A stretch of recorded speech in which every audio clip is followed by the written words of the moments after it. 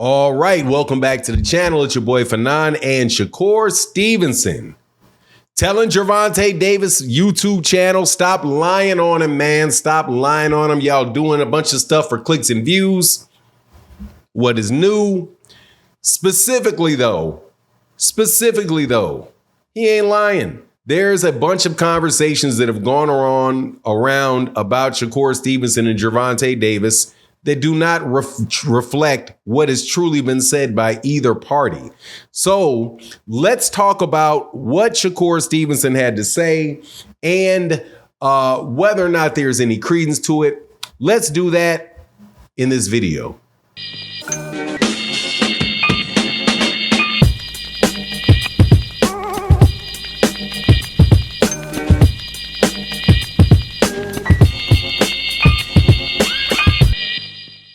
All right, welcome back. Hottest fight in boxing, Gervonta Davis versus Shakur Stevenson. A fight many people did not care to see after his fight.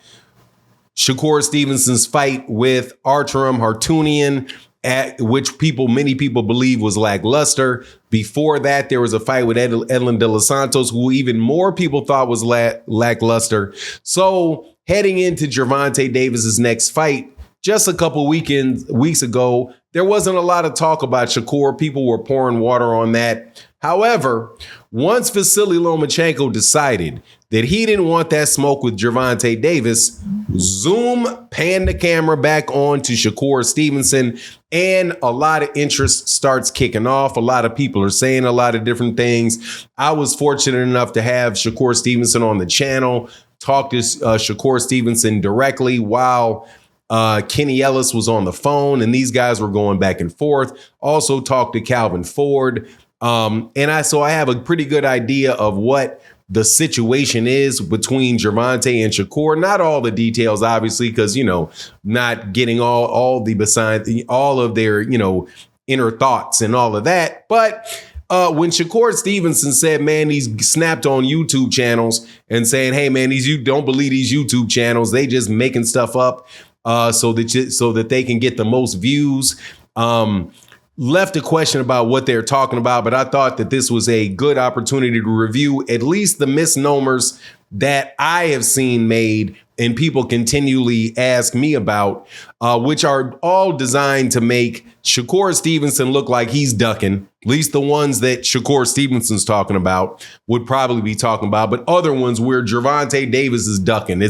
And my personal 2 cents on this is that the people that are talking about Gervonta and the people that are talking about Shakur, the people that are talking about Gervonta, a lot of these dudes, the actual fans are Gervonta fans. They don't feel Shakur. And that's pretty understandable because they're Gervonta Davis fans. We're fortunate in this channel to have a lot of Shakur Stevenson fans and a lot of Gervonta Davis fans. So we kind of get it equally over here where the guys are going at each other. But as a YouTube channel, I want to see the fight. I like both fighters a lot. I favor Gervonta Davis to win the fight, but I know Shakur Stevenson's a very live dog, and there is no better fight for Gervonta than Shakur, and no better fight for Shakur than Gervonta. So to me, it sounds like mix it up and let's get it going. But I can understand why it may be a little bit irritating having information being put out that is just not true.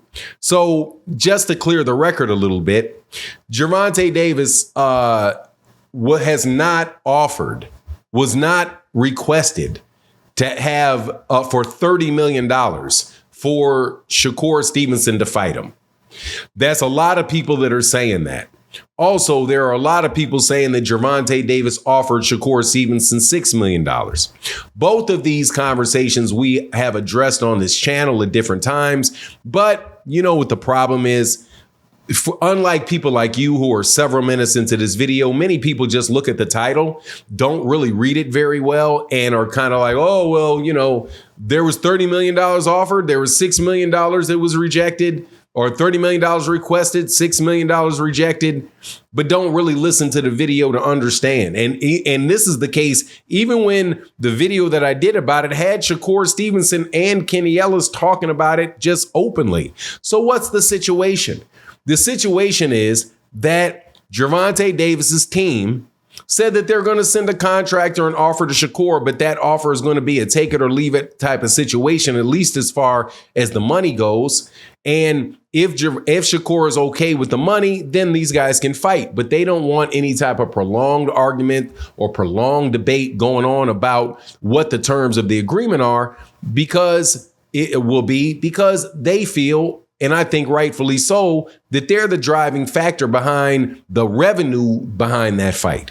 So Shakur Stevenson, whose name doesn't quite have the reach that Gervonta Davis's does, and Shakur has acknowledged this, is something that should be taken in consideration. But they're not interested in repeating the negotiation type of situation that went on with Terrence Crawford and Errol Spence. They're cutting much straighter to the chase. Like, look, are you going to take it? If you're not going to take it, we're going to move on and fight somebody else.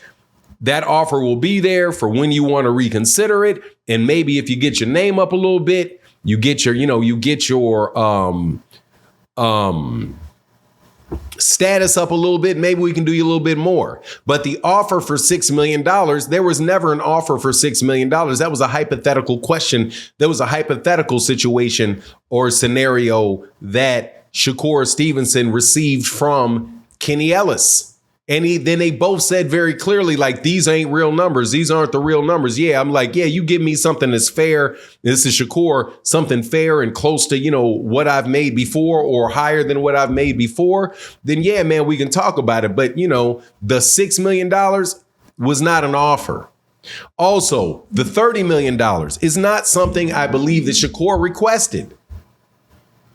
It was something that was said on this channel by Calvin Ford, who said, look, man, people want to make the same amount of money that Ryan made against Gervonta. But these other guys, clearly Shakur Stevenson's one of the people that he was referring to, are not of the status and did not have that different demographic, that different fan base, and bring in a new crew of fans for the fight like Ryan does. So you can't expect to get the same percentage and the same chunk that Ryan Garcia gets, because that's just the economics of it. Right? But I do not believe that he was saying that Shakur Stevenson actually asked for $30 million for the fight.